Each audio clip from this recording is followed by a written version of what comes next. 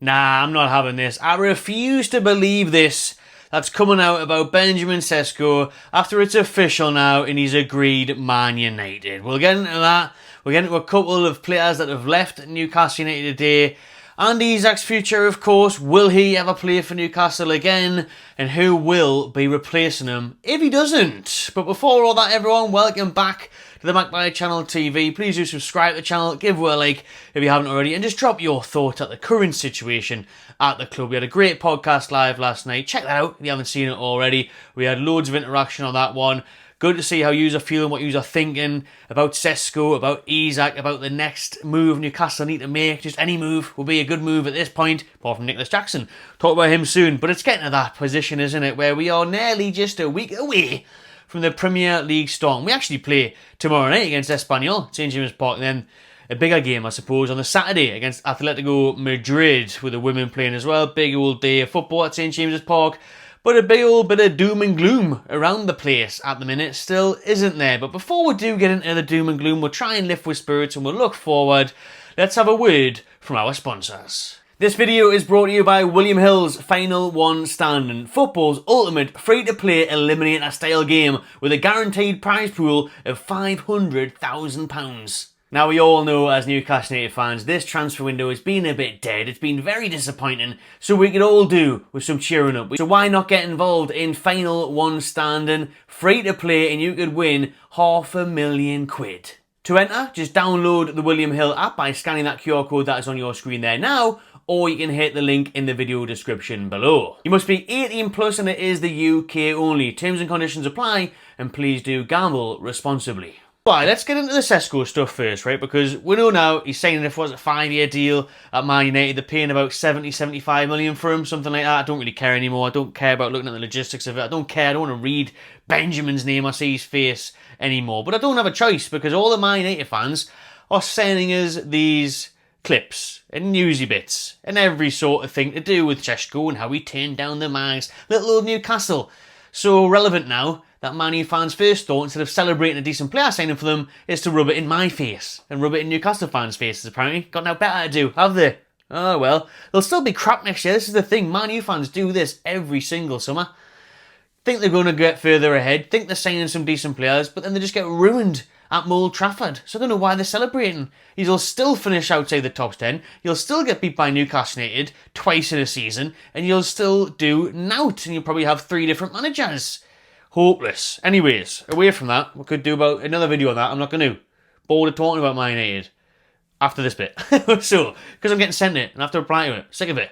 Florian Plettenberg, remember this guy, said that Sesko at Newcastle was all but done, and he also said other things a couple of weeks ago and got them massively wrong. But he, out there in Sky, Germany, is saying that to make a deal possible with Manchester United, Benjamin Sesko agreed to waive part of his salary. He could have earned more at Newcastle. I'll put it on your screen now so you can actually see it to believe it, because it's not believable. And it isn't. I don't believe it. Get into that in a second. His agency also given up a significant share of their commission. This was necessary to push the move to Man United over the line. Medical and contract until 2030 in the next couple of days. So, you're telling me Sesko took a pay cut to join Man United over Newcastle? We could offer him more money. The club that wouldn't offer Alexander Isak more money to get him to stay, but will offer it to Sesko. More than what Man U would pay as well. So it doesn't say how much he's going to get at Man U here, but all the lies as well, where they're like, oh, Boomer is only on 150 grand a week. No, he's not, man.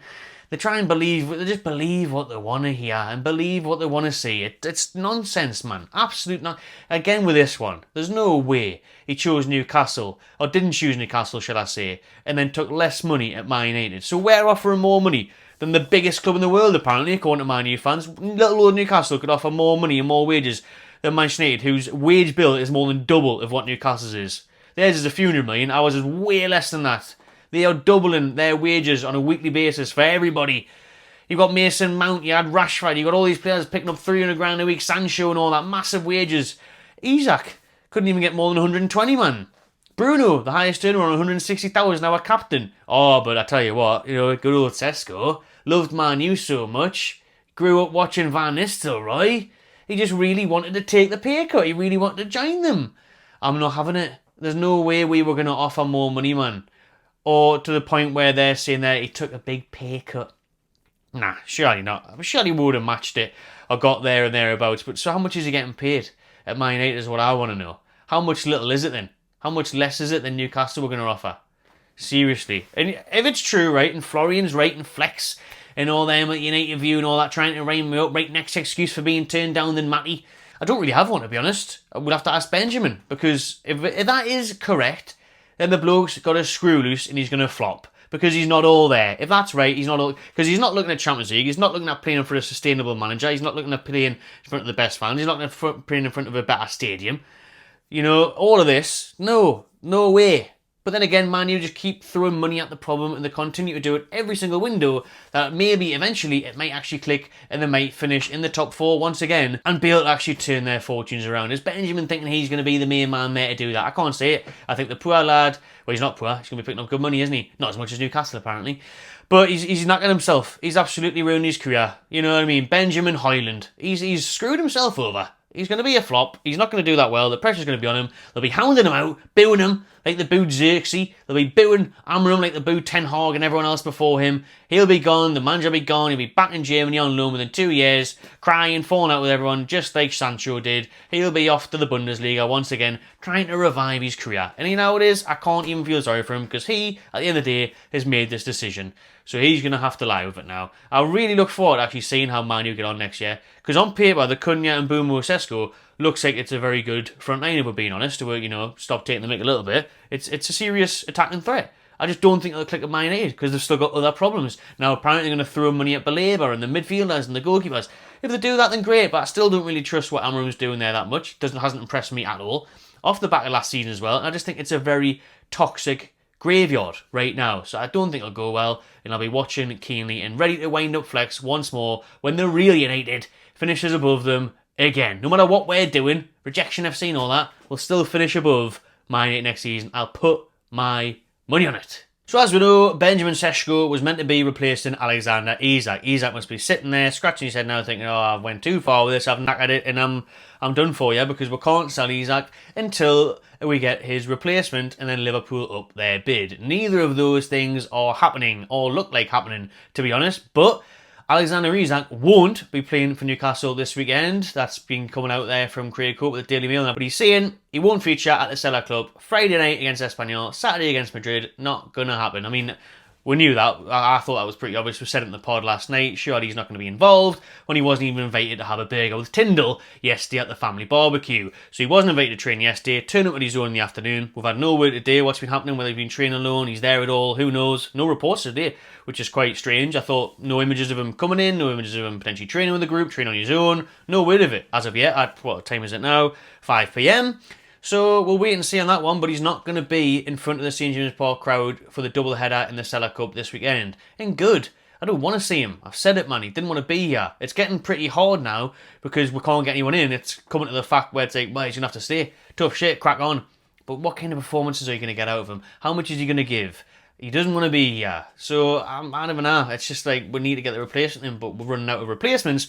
And most importantly, we're running out of time. The league starts next week, so if we haven't got someone in, he's going to have to play against Aston Villa. You can't tell me Asula's going to be leading the lane, or Gordon down the middle is more likely, but again, that's never really worked. It looked good against Spurs in pre-season, but the times we played last year without him, we didn't win a game with Gordon as our 9. So yeah, running out of time, running out of replacements, running out of bloody energy to attack with Isak, to be honest with you. We've done it for weeks now. But the matter of fact is, I can't see him playing for Newcastle again. He won't play this weekend, and I think he won't play for Newcastle ever again. I think it inevitably gets done against Liverpool. I really do. I think for the way it's carried on, the way he's behaved and carried on, and the fee being there, the public demand from Liverpool, there's just not a way back for me, and I just think the club will accept that and see that, and just because of the way everything has happened, it's unfortunate that he can't just turn around, sign a new contract, have a release clause, go next year, if everything had been respectful for the past month. But it hasn't been. He's been an absolute rat. So that's going to have to get him out. Right then, let's finish off on a couple of exits from Newcastle United today, and it's in the old goalkeeper department, which will probably go down well in the Newcastle fan base since we continuously talk and take the piss out of how many goalkeepers we've got. We actually have more goalkeepers than midfielders at this point, but that is on its way to changing, I guess, because Odysseas is on his way to Spain for a medical with Seville, the Greek goalkeeper that is barely touch the ball with his gloves or his feet for Newcastle United, because it was a pure PSR move, and it is a loan, because if we did sell him, that would go against our PSR headline loss, because it would be such a loss in terms of what we pay from 20 odd million. You're never going to get that. So a loan works. It's smart.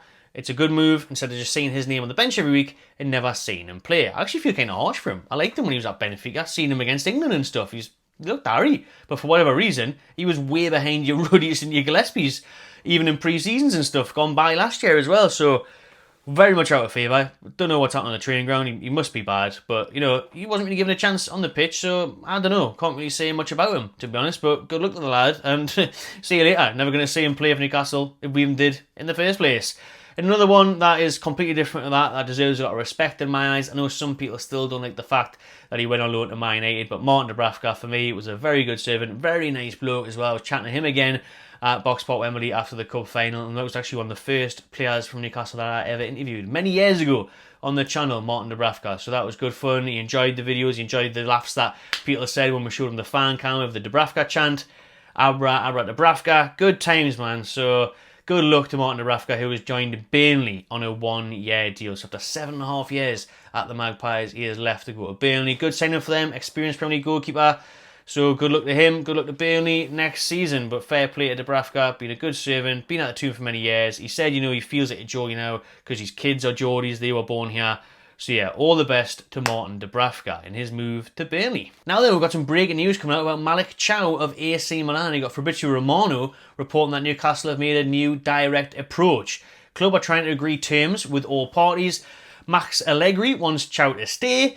Milan want a fee higher than market value. So this one's turning into a bit of a mess, to be honest. Surprise, surprise, haven't said that this summer. Because a few weeks ago, he was meant to be going to Como for about 22 million. Now, Newcastle yesterday, according to reports in Sky Overseas, was saying that we had bid £26 million and it was going to get rejected. They won over 30 million, maybe even more than that now, according to Romano. Again, Sky Germany and the people here like, we're saying our bids have been placed. Sky Sports over here, we're saying no, it hasn't yet, but there is a big interest in him. A name that's been linked with Newcastle for so long. We went into this in more detail in the podcast last night, so you can check that out. But it's definitely one Newcastle are looking at and are about to bid for. But let's hope it's not a waste of time and he actually wants to come and saying there, you know, they don't want to sell him. That's probably just to drive the price up. This one could get done, but after the summer we've had, I'm not even going to say that anymore because the evidence isn't there to suggest that it will get done, is it? You know what I mean? At the time being, Romano just saying it. Don't trust that knobhead anymore either, to be honest with you. So we'll just wait and see. But Chow's definitely one to watch for Newcastle. Right, that'll do. Big old video there for you lot. So please do subscribe to the channel. Give a like. Remember, you can get involved in Final One standing.